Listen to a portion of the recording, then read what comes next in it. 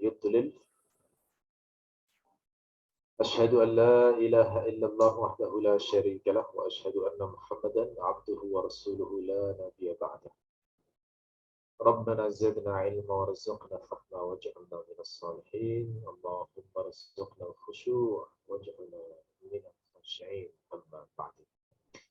Baik saudaraku, ikhwani wa akhwati fiddin, rahimakumullah. Pagi hari ini insya Allah kita membahas dengan tema bacaan sujud, makna bacaan sujud.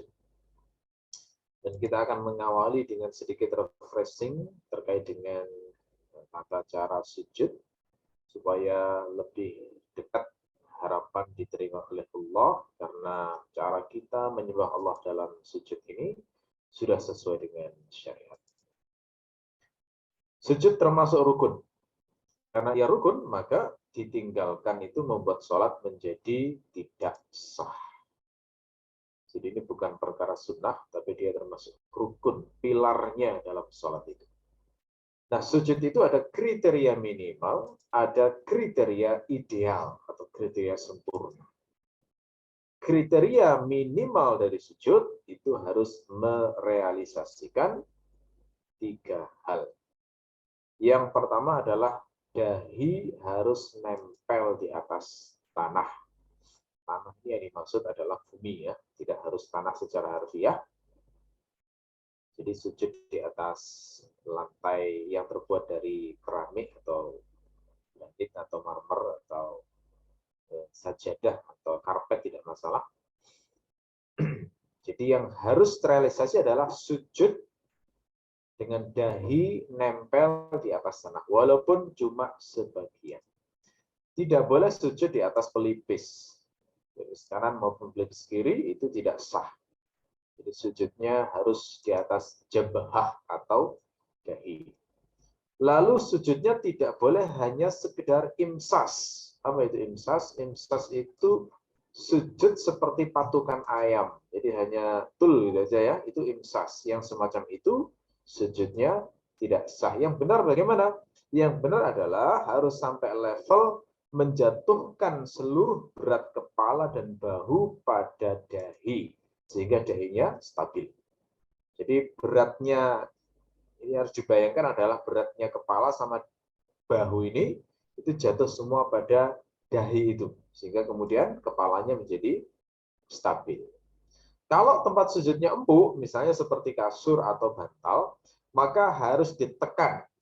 Ya, harus ditekan sampai level seandainya di bawah bantal itu ada tangan, maka terasa. Jadi kalau hanya tul gitu aja, nggak ditekan, maka nggak sah sujudnya. Karena levelnya memang harus serius sujud itu. Ya. Kemudian dahi wajib terbuka, tidak boleh ditutupi surban atau ditutupi kain atau ditutupi apapun, ya, yakni penutup yang dipasang pada kepala ya intinya. Jadi kalau misalnya pakai kopiah yang bulat itu tidak boleh kopiahnya diletakkan terlalu dalam begini sehingga menutupi dahi, ya. Jadi harus dibuka semacam ini, gitu, ya. Jadi menutup dahi, yakni penutup apapun yang dipakai di kepala itu membuat sujud tidak sah. Jadi wajib terbuka. Tapi kalau sujud di atas surban atau sajadah boleh. Jadi bedanya adalah kepalanya ini yang terbuka atau tertutupnya itu standarnya adalah dengan memakai kain atau bahan apapun yang dipakai di kepala, nempel di kepala. Kalau terpisah dengan kepala, maka itu sudah beda hukumnya. Kalau misalnya terluka, sehingga kemudian di kepalanya ada perban, sehingga akhirnya menutup dahinya, maka itu boleh, karena ada uzur. Jadi selama tidak ada uzur, maka wajib terbuka dahinya. Ketutupan rambut pun juga tidak boleh. Ya. Hidung tidak wajib ditempelkan di tanah. Ya, jadi itu masuk kriteria ideal ya. Tapi kalau dari sisi kewajiban, yang wajib hanya dahi saja. Ya, hidung tidak wajib. Ditempelkan di atas tanah itu afdol, tapi andaikan tidak, maka sujud tetap sah. Lutut, kaki, tangan tidak wajib terbuka. Jadi boleh sujud dalam keadaan memakai sarung tangan dan kaos kaki untuk yang laki-laki ya. Kalau wanita kan memang harus tertutup auratnya, sehingga biasanya memakai kaos kaki atau ditutup. Tapi kalau untuk laki-laki itu ketentuannya tidak wajib terbuka, jadi boleh ditutup. Ya, itu yang pertama.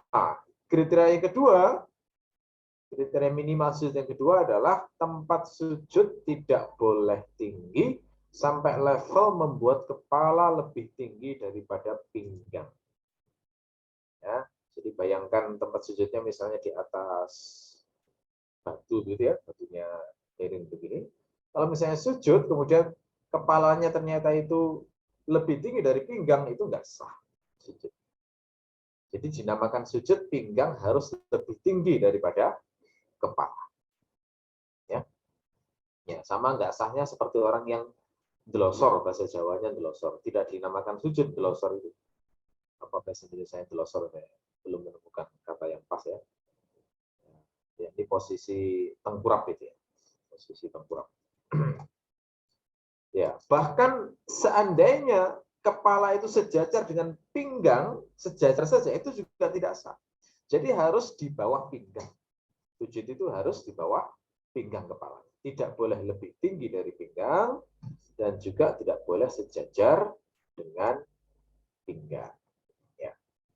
Kemudian kriteria yang ketiga adalah wajib tumak ninah saat sujud. Tumak ninah itu artinya tenang. Bagaimana sesuatu gerakan sujud dikatakan tenang? Tumak ninah itu intinya merealisasikan dua hal. Yang pertama adalah istiqrarul a'dha, yakni stabilnya anggota tubuh, stabilnya kukuhnya, mantapnya, dan tidak goyangnya anggota tubuh. Itu dinamakan istiqrarul a'dha. Kemudian yang kedua adalah infisalul harakah, yaitu terpisahnya satu gerakan sholat dengan gerakan yang lain. Jadi ada distingsi di situ ya, tidak boleh bersambung antara satu gerakan sholat dengan gerakan yang lain. Jadi kalau misalnya tumak ninah saat sujud, itu maknanya berarti sujud bisa dibedakan dengan duduk di antara dua sujud. Bisa dibedakan dengan iktidal. Jadi ada infisal, ada keterpisahan antara sujud dengan gerakan sholat yang lain. Jadi itu definisi tumak ninah ya. Tumak ninah itu intinya dua itu. Istiqrarul a'dha, stabilnya anggota tubuh. Yang kedua, terdistingsinya, terbedakannya satu gerakan sholat dengan gerakan sholat yang lainnya. Itu kriteria minimal. Kalau mau minimalis itu yang harus dilakukan saat sujud.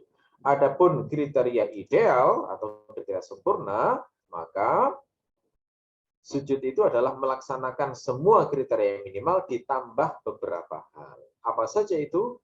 Pertama, menjatuhkan anggota tubuh ke atas tanah dengan urutan mendahulukan lutut, lalu kedua tangan, lalu hidung, baru terakhir dahi.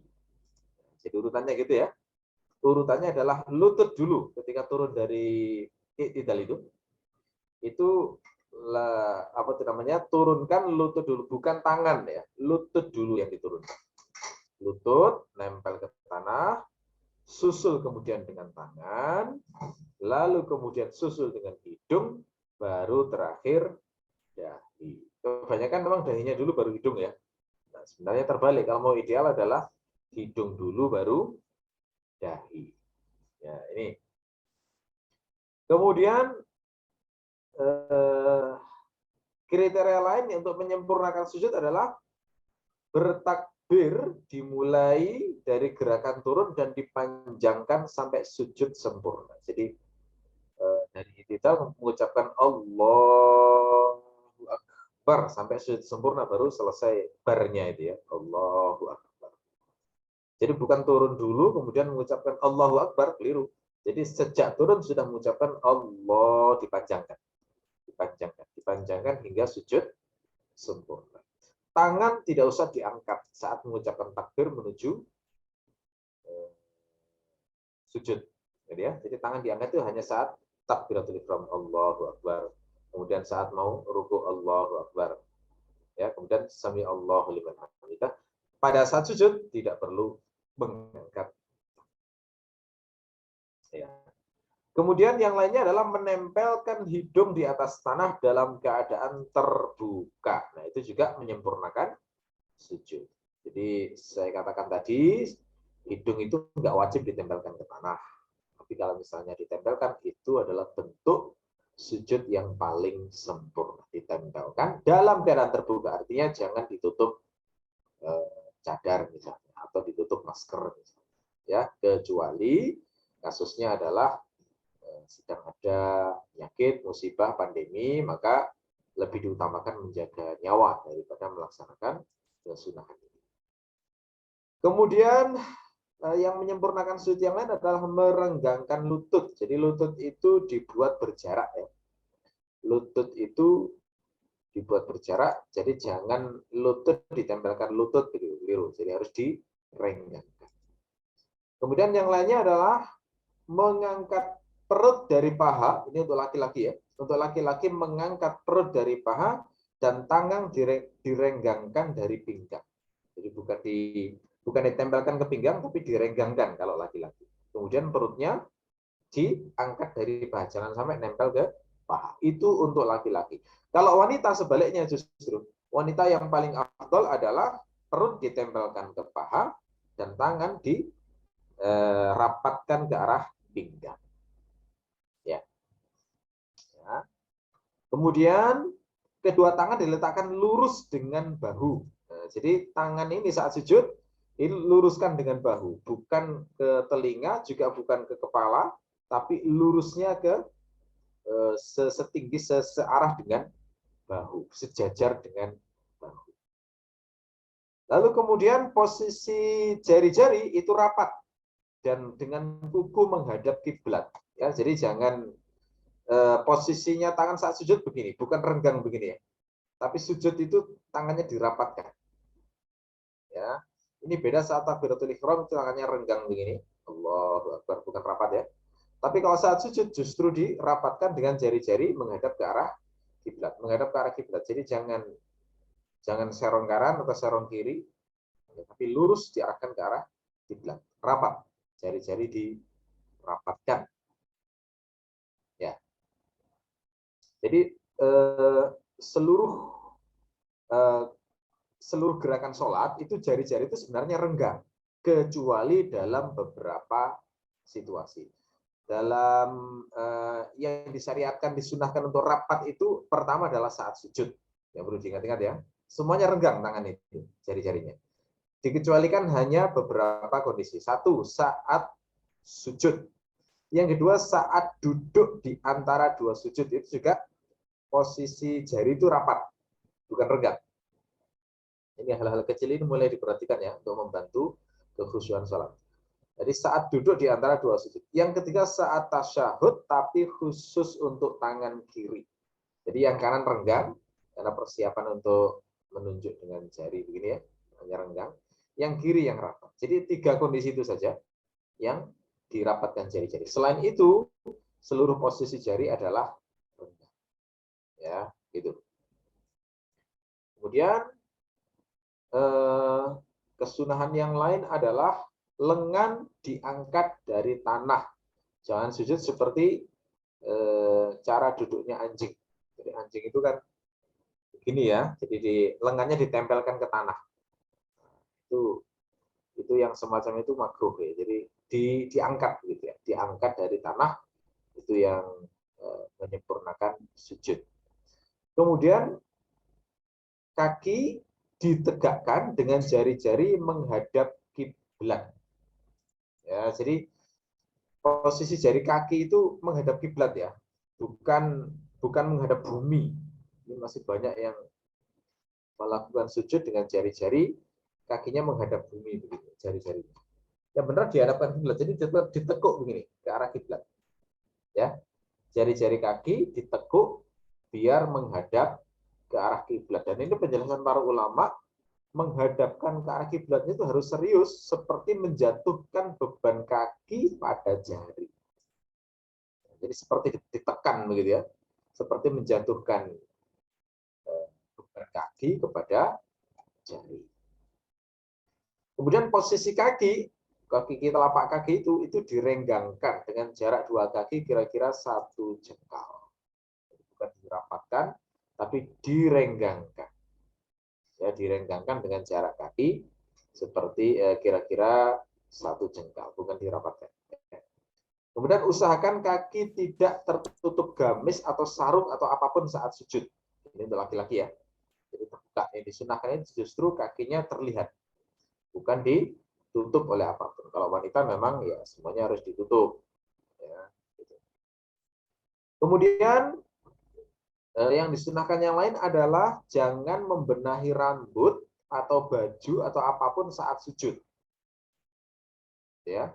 Jadi kan ada orang yang mungkin kebiasaan itu sebelum sujud rambutnya diginikan dulu atau bajunya dibenahi dulu, ya. Nah, dari sini akhirnya kita bisa memahami filosofi penggunaan kopiah. Kopiah itu sebenarnya digunakan untuk membantu orang biar khusyuk dalam sholat, biar tidak tersibukkan urusan rambut. Jadi kalau rambutnya yang panjang-panjang dikasih kopiah begini kan akhirnya tenang. Ya. Jadi itu tidak terkait dengan, nggak ada dalil khusus kesunahan pakai kopiah saat sholat, itu nggak ada. Tidak. Jadi orang yang rambutnya setengah gundul seperti saya begini nggak pakai kopiah nggak masalah. Ya, nggak pakai kopiah nggak masalah. Jadi imam pun juga nggak masalah. Cuma sekarang kopiah itu kan identik dengan sholat ya. Apalagi kalau ngimami, orang rasanya nggak pakai kopiah itu kayak rasanya ada sesuatu yang kurang begitu ya. Kayak ada semacam pelecehan terhadap sholat. Kesannya begitu, padahal enggak. Secara fikih, secara ilmu enggak. Jadi kopiah itu sebenarnya membantu itu biar tidak mengganggu saat sujud. Ya, makanya kopiah bisa diganti dengan sorban atau apapun ya. Kemudian kesunahan yang lain untuk menyempurnakan sujud adalah mengucapkan zikir, yakni lafaz subhana rabbiyal a'la. Nah, dari sini antum sekarang bisa memahami zikir subhana rabbiyal a'la itu statusnya sunnah, bukan wajib. Karena yang wajib tadi ya cuma 3 tadi, kriteria minimal sujud tadi. Ini masuk menyempurnakan sujud, mengucapkan subhana rabbiyal a'la sebanyak 3 kali. Nah, angka 3 kali itu adalah angka sempurna secara minimalis. Saya katakan secara minimalis adalah karena sempurna itu bertingkat-tingkat. Ada sempurna minimalis, ada sempurna maksimalis.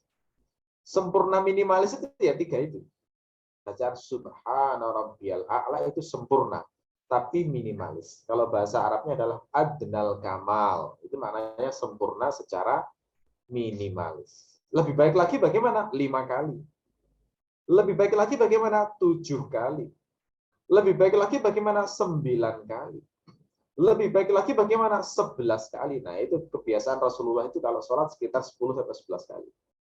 Kalau mengucapkan zikir dalam sholat. Nah, kalau pas munfarid, sholat sendiri, itu mau dibaca 1000 kali pun tidak masalah. Itu kesempurnaannya mencapai level yang sangat tinggi. Gitu ya. Bagaimana kalau membaca 1 kali subhana rabbiyal a'la sah, tapi tidak sempurna.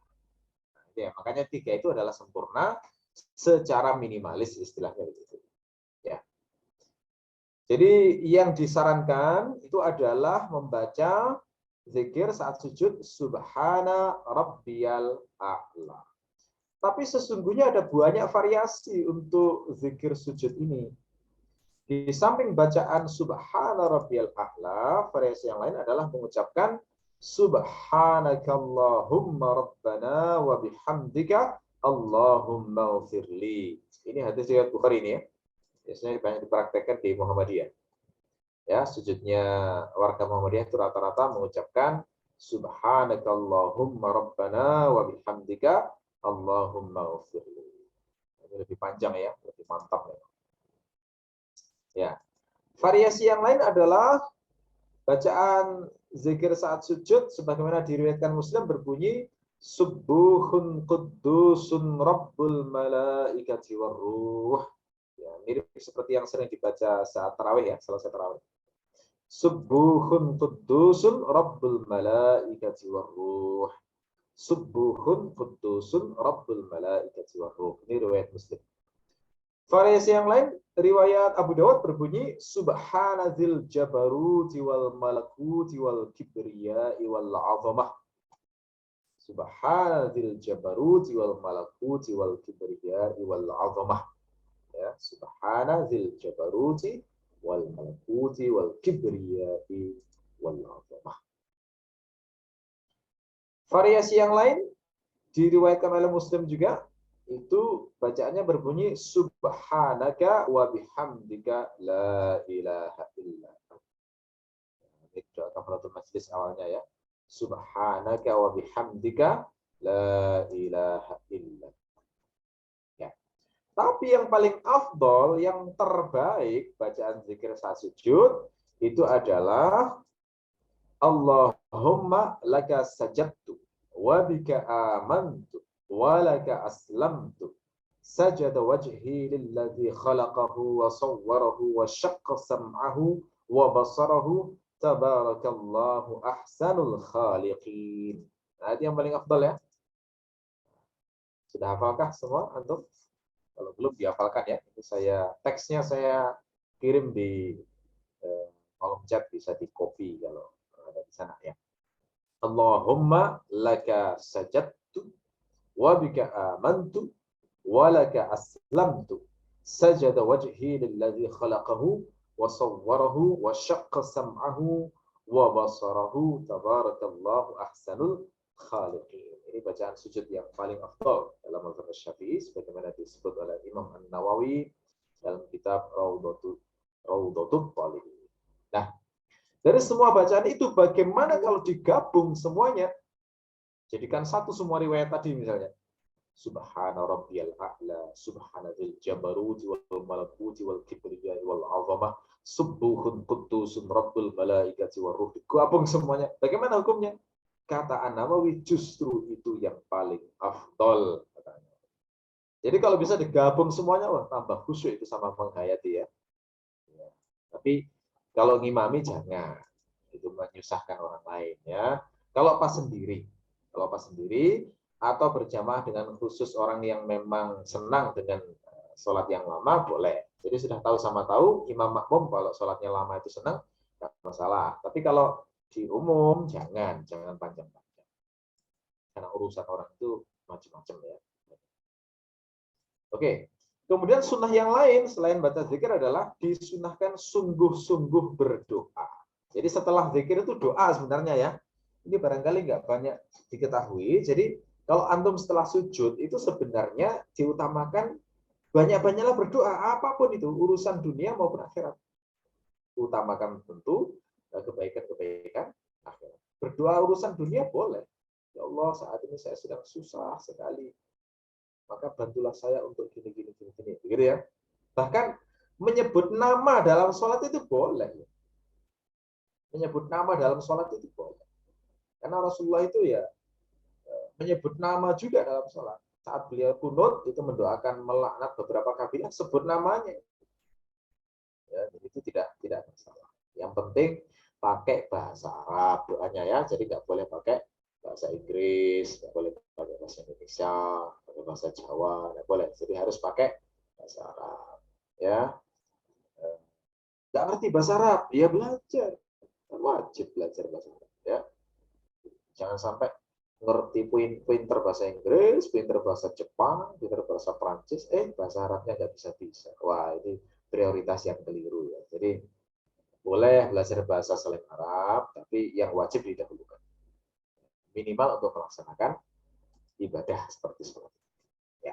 Nah, dari sekian banyak doa itu, doa yang terbaik itu yang diajarkan Rasulullah. Di antaranya misalnya seperti yang diriwayatkan Muslim, Rasulullah saat sujud berdoa, Allahumma a'udzu biridhaka min sakhatik wa bimu'afatika min 'uqubatik wa a'udzu bika minka la uhsi thana'an 'alaik anta kama athnaita 'ala nafsik.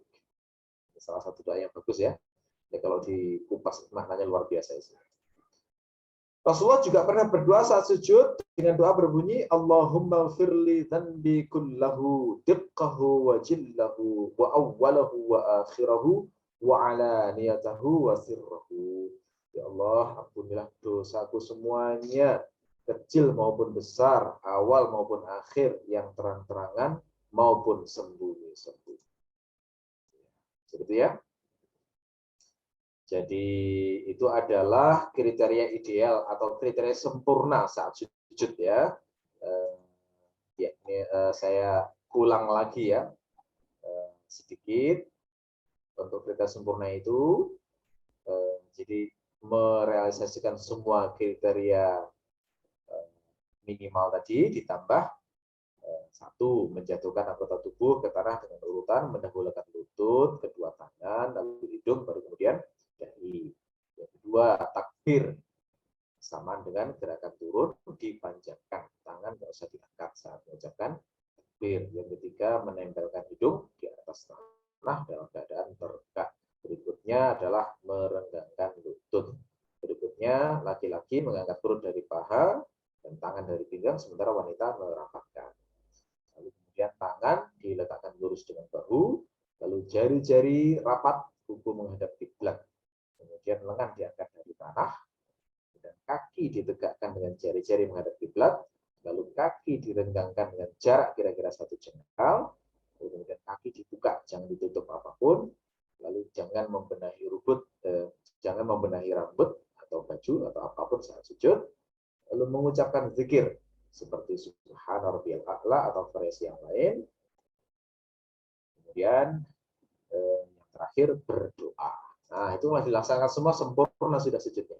Itu kriteria yang paling ideal atau kriteria sempurna dari sujud. Oke. Karena bacaan sujud itu banyak, maka kita hari ini mengkaji satu lafaz saja ya, yang paling direkomendasikan, yang paling pendek. Yakni bacaan subhana rabbiyal a'la. Apa makna subhana rabbiyal a'la? Nah, sebelumnya sudah kita bahas pada subhana rabbiyal azim ya. Untuk kata subhana, itu saya refresh saja. Subhana bermakna tanzih anin naqais, mensucikan Allah dari segala kekurangan. Jadi Allah itu tidak tidur, Allah itu tidak letih, Allah tidak bingung, Allah itu tidak mati, Allah itu sempurna dalam segalanya, gitu ya. Itu makna subhan. Rabb itu berarti bermakna mengakui Allah sebagai pencipta, sebagai khaliq, dan mengakui Allah itu memberi nikmat. Pokoknya yang sifatnya ngurus semuanya, termasuk memberi nikmat, hidayah tentunya. Al-a'la, a'la itu isim tafdil. Isim tafdil bermakna yang paling tinggi. Kalau al-ali maknanya tinggi, al-a'la yang paling tinggi. Nah, sifat tinggi itu adalah bagian dari sifat kesempurnaan. Jadi sifat ulu itu bagian dari sifat kamal, kesempurnaan.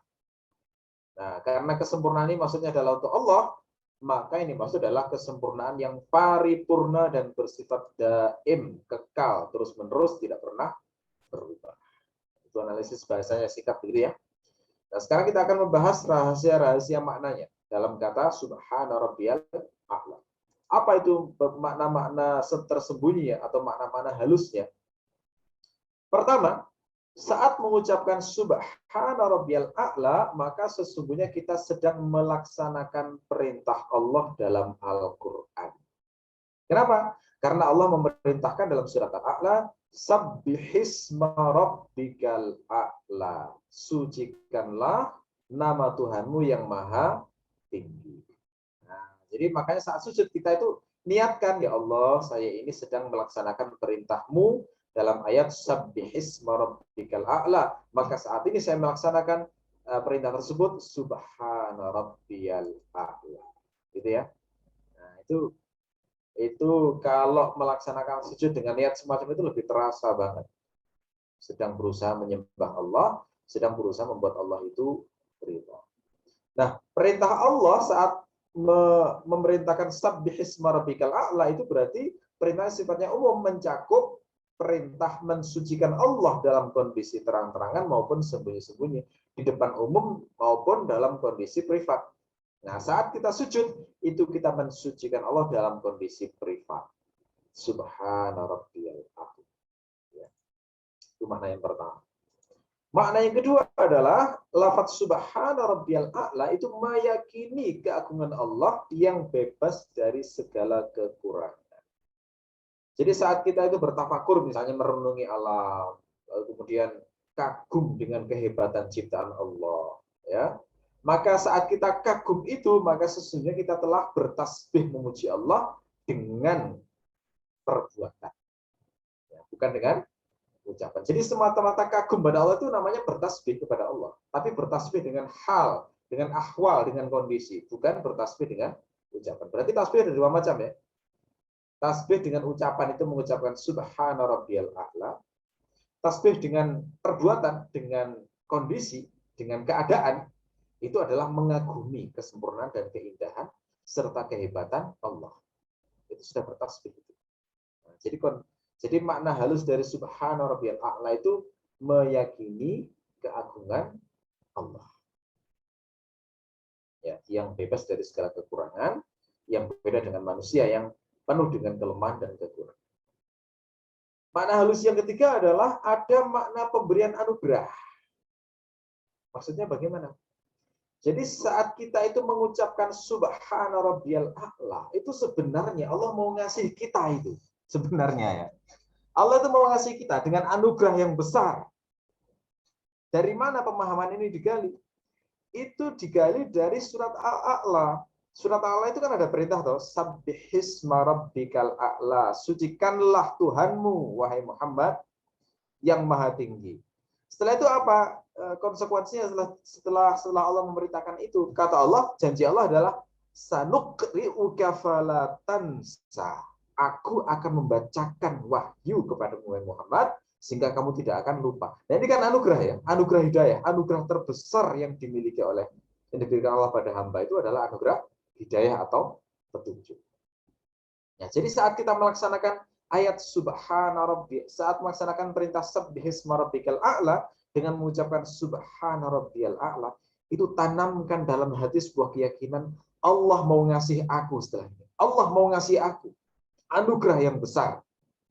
Terserah Allah apapun itu, terutama sekali anugerah hidayah. Sebagaimana Allah memberikan anugerah hidayah kepada Nabi Muhammad, yakni Al-Quran. Gitu, ya. Jadi kalau diyakini begitu luar biasa. Setiap sujud itu kita selalu menunggu tambahan petunjuk, tambahan hidayah dari Allah. Subhana rabbiyal a'la. Subhana rabbiyal a'la. Selalu berhusnudzon setelah sujud itu bahwa Allah pasti akan memberi kebaikan dan kabar gembira. Ya. Kemudian makna yang lain dari subhana rabbiyal a'la adalah di situ ada pendidikan dari Allah supaya tawadhu, supaya rendah hati. Mengapa? Iya, karena saat sujud kita itu merendahkan serendah-rendahnya bagian tubuh yang kita anggap paling mulia. Sebaliknya bagian tubuh yang kita anggap hina itu justru kita tinggikan. Gitu, ya. Wajah ini kan yang paling kita muliakan, toh. Wajah dan kepala itu adalah bagian yang paling kita muliakan dalam hidup ini. Sehingga kalau misalnya kita itu dijendul atau dijundu orang lain itu kan tersinggung, tersinggung. Karena kita menganggap bahwa wajah dan kepala kita itu termasuk hal yang mulia pada manusia. Manusia itu juga luar biasa perhatiannya ke wajah itu. Ada jerawat sedikit sudah heboh, gitu, ya. Ada komedonya sedikit, wah, sudah heboh. Ada warnanya sudah hitam sedikit, wah, sudah bingung, begitu, ya. Jadi sudah luar biasa itu biaya untuk perawatan wajah, namanya skincare-nya wajah itu besar, gitu, ya. Apalagi suntik susu dan lain-lain. Jadi perhatiannya ke wajah besar. Tapi kalau perhatian ke bagian ini yang kita tinggikan saat sujud itu, ada nggak perhatian di situ? Nggak terlalu, gitu, ya. Meskipun di situ ada panunya, alah ketutupan aja santai, gitu kan. Meskipun di situ ada komedonya atau ada jerawatnya, santai banget karena tertutup. Jadi kita ini memang dalam hidup faktanya memuliakan wajah dan kepala. Nah, itu kita rendahkan serendah-rendahnya di hadapan Allah untuk melatih rendah diri di hadapan Allah. Biar merasa hina di hadapan Allah. Jadi, ya. Ya, mengapa kita harus merendahkan kepala? Ya, kita menyadari bahwa dosa yang kita lakukan dengan kepala dan wajah itu lebih banyak daripada dosa yang dilakukan di bagian bawah itu. Ya, di kepala itu ada mata. Dosanya mata kan banyak. Di kepala itu juga ada mulut. Nah, itu yang menggunjing, yang berdusta, yang menyakiti orang lain, yang ngomong nyelekit, kan mulut juga. Yang ngomong kufur, yang mengingkari kenabian Nabi Muhammad kan juga mulut. Di sana ada telinga, itu dosanya nguping rahasia orang. Dosanya mendengar ghibahnya orang. Dosanya macam-macam. Ada pikiran, dosa pikiran juga di kepala. Ya, gitu ya. Sementara kalau di bagian bawah, itu dosanya lebih sedikit. Malah justru di bagian bawah itu sering menunjukkan hakikat kita supaya sadar bahwa kita itu hina. Di bawah itu ada air kencing. Itu kan hina, toh? Di bawah itu juga ada kotoran. Di bawah itu juga ada kentut. Yang kalau keluar itu malu kan orang. Padahal itu hakikat asli kita. Di sana ada darah haid. Gitu toh. Jadi dosa yang dilakukan bagian bawah itu jauh lebih jarang daripada yang sering dilakukan di bagian atas. Makanya yang bawah itu lebih dimuliakan, ditinggikan, ya. Yang kepala direndahkan. Itu latihan rendah hati. Latihan supaya kita itu bisa merasakan hinanya diri di hadapan Allah. Biar nggak sombong kepada Allah. Sombong pada Allah itu gimana sih? Contohnya misalnya menyalahkan takdir. Masih banyak loh orang yang menyalahkan takdir itu. Aku sudah sholat, aku sudah sedekah, kok aku masih gini sih? Nah, itu contoh orang yang sombong kepada Allah. Banyak kan? Sombong, dikira bisa ngontrol Allah itu. Dikira bisa mengatur Allah itu. Itu kan nggak sadar dirinya sebagai hamba. Allah itu andaikan menjadikan kita sebagai kecoa sekalipun, bisa nggak kita melawan? Nggak bisa tuh. Nah itu loh, orang kayak gitu kadang nggak bisa memahami hakikat dirinya. Lawang dia melawan dirinya dijadikan sebagai tikus saja nggak bisa loh. Kok dijadikan manusia masih kurang bersyukur gitu loh. Hanya karena satu keinginannya nggak dipenuhi terus nyalahkan Allah. Itu kan kurang ajar banget ya. Itu orang yang sangat kurang ajar pada Allah karena jahil terhadap Allah. Betapa sabarnya Allah ketika disakiti seorang hamba semacam itu, Allah itu tidak langsung menghukum. Luar biasa. Subhanallah. Wa bihamdi subhanallah. Itu contoh orang yang sombong pada Allah itu adalah menyalahkan takdir, tidak terima ketentuan Allah. Termasuk juga mempertanyakan karunia Allah pada sebagian hambanya. Wah, itu juga contoh orang yang sombong kepada Allah. Kenapa sih kok si fulan itu yang dapat ini, aku kok tidak? Kenapa sih yang diterima di pekerjaan itu kok fulan kok bukan aku? Kok bisa sih fulan menikah itu? Harusnya kan aku. Misalnya itu contoh-contoh tidak terima dengan karunia Allah yang diberikan Allah pada hambanya yang lain. Yang semacam itu contoh orang yang sombong kepada Allah. Termasuk menolak syariatnya, sebagian maupun keseluruhan. Itu juga orang yang sombong kepada Allah. Kenapa? Karena Allah yang seharusnya berhak membuat syariat. Nah, kalau orang menolak syariatnya itu tandanya ingin sejajarkan dirinya dengan Allah. Seakan-akan ingin memberi masukan pada Allah. Ya Allah, kok gitu sih syariatnya? Harusnya kan begini. Itu kan sombong banget ya. Sombong. Termasuk sombong pada Allah adalah misalnya mencandakan neraka. Neraka dibuat canda. Itu sombong banget orang semacam itu. Kayaknya masih banyak ya kayak begitu ya di anak-anak muda kita. Mencandakan neraka itu contoh orang yang sombong kepada Allah. Jangankan dikasih neraka, dikasih meningitis saja orang nangis-nangis loh. Dikasih sakit gigi aja orang kadang sudah merasa menjadi orang paling menderita sedunia. Gitu aja kok kayak gitu gaya-gayaan mencandakan neraka. Nggak ngerti dia. Di pinggir neraka itu aja dia sudah merasakan penderitaan yang seakan-akan menghilangkan seluruh kenikmatan di dunia. Jadi ya, itu orang yang sombong gitu ya. Termasuk merasa nggak butuh surga itu juga sombong pada Allah. Kok bisa nggak merasa butuh surga? Kita ini manusia, diciptakan sebagai manusia yang harusnya ya butuh surga karena Allah memang memerintahkan kita untuk berdoa meminta surga. Ya, jadi intinya sujud itu mengandung dua dimensi ya. Pertama melatih rendah diri di hadapan Allah, lalu kemudian dari situ akhirnya berlatih rendah hati di hadapan hamba. Karena kalau Allah orang sudah biasa merendahkan diri di hadapan Allah, insya Allah lebih mudah untuk rendah hati di hadapan hamba. Ya. Baik, saya kira itu saja untuk kajian pagi ini. Ada pertanyaan yang masuk ya. Assalamualaikum Ustaz, tanya saya pernah dengar kalau saat sujud telapak tangan tidak boleh terhalang kain. Sehingga kadang-kadang yang wanita sibuk menyebarkan kain agar tidak menghalangi telapak tangan. Bagaimana yang benar? Yang benar adalah tidak wajib untuk dihalangi, tidak wajib untuk terbuka. Makanya tadi kan saya katakan, orang itu kalau sholat itu tangan maupun lutut maupun kaki itu tidak wajib dibuka. Jadi boleh pakai sarung tangan maupun pakai kaos kaki. Jadi ini keliru ini ya. Kalau ada yang mengatakan sujud tidak boleh terhalang kain itu. Yang benar adalah dahi yang tidak boleh terhalang kain. Kalau tangan enggak. Tangan boleh terhalang kain enggak masalah.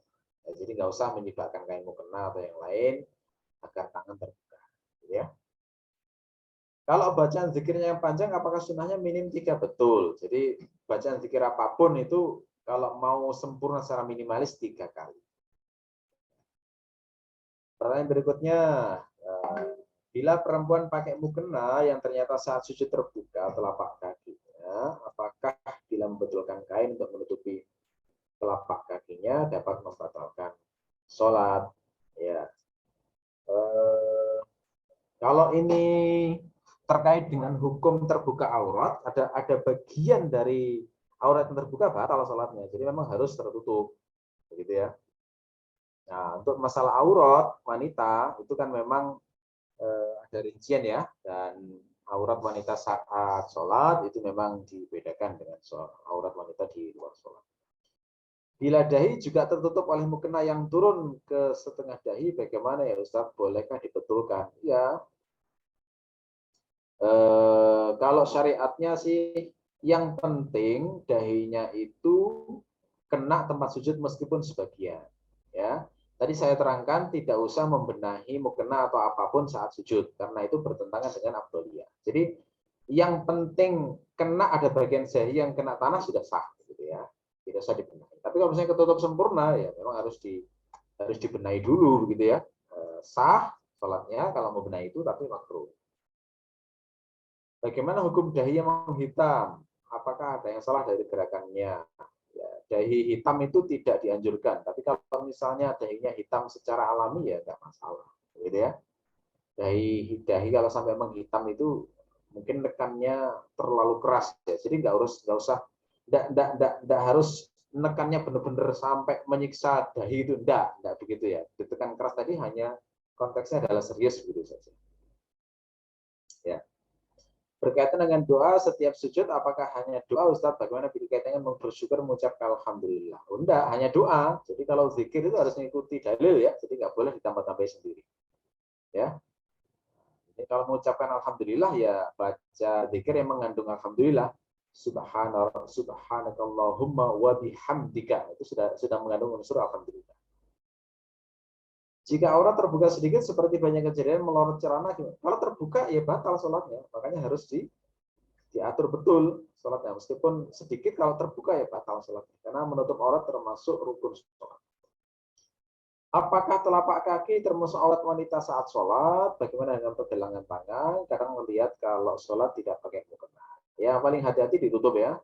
Saya harus membuat catatan khusus kalau terkait dengan batasan aurat wanita saat sholat.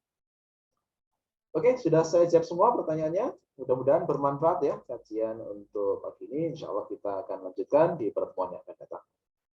Terima kasih. Subhanakallah wa bihamdika asyhadu an la ilaha illa anta astaghfiruka wa atubu ilaik. Assalamualaikum warahmatullahi wabarakatuh. Waalaikumsalam warahmatullahi wabarakatuh. Alhamdulillah, insyaallah tabarakallah. Banyak sekali ilmu ya yang kita pelajari pagi ini. Merefresh kembali bagaimana ikhtiar kita bisa khusyuk, salah satunya ketika gerakan sholat ketika kita sujud. Mudah-mudahan apa yang kita pelajari pagi hari ini bermanfaat dan barokah. Mungkin juga kami sampaikan kepada teman-teman, insya Allah rekamannya ada. Ketika sudah out nanti kami kabarkan. Kemudian tambahan juga Mudah-mudahan kita bisa menghadiri kajian ini dengan adab yang lebih baik lagi, agar ilmu yang tertancap itu lebih barokah, kita mudah mengingatnya, kita mudah mengamalkannya, dan susah untuk melupakannya. Mudah-mudahan kita bisa hadir lebih tepat waktu lagi, atau bahkan mungkin hadir lebih awal sebelum Ustadz masuk. Mudah-mudahan Allah berkahi kehidupan kita semua, Allah lapangkan rezeki kita, Allah sehatkan rezeki yang halal dan baik, sehat bersama keluarga semua. Ana mengucapkan barakallahu fikum, ahsanallahu ilaikum bi khairi ihsan, jazakumullah khairan, jazakumullahu bil jannah pada teman-teman semua yang pagi hari ini berkenan hadir. Mudah-mudahan kita pekan depan lebih baik lagi, bisa diajak keluarganya, sahabat, kerabat untuk hadir di majelis ilmu, kajian fikih salat, ikhtiar menuju khusyuk. Mudah-mudahan yang kita lakukan ini bernilai ridho atau berbuah ridho di sisi Allah Subhanahu wa taala. Kita syukurkan pertemuan kita pagi hari ini dengan melafazkan syukur, mengucapkan hamdalah, alhamdulillahirabbil alamin. Kita bersolawat, Allahumma shalli ala sayyidina Muhammad wa ala ali sayyidina Muhammad. Allahumma shalli ala sayyidina Muhammad wa ala ali sayyidina Muhammad. Allahumma shalli ala sayyidina Muhammad wa ala ali sayyidina Muhammad. Kita sempurnakan dengan doa kafaratul majelis. Subhanakallahumma bihamdika, nastaghfiruka wa atubu ilaik. Billahi taufiq wal hidayah. Assalamualaikum warahmatullahi wabarakatuh.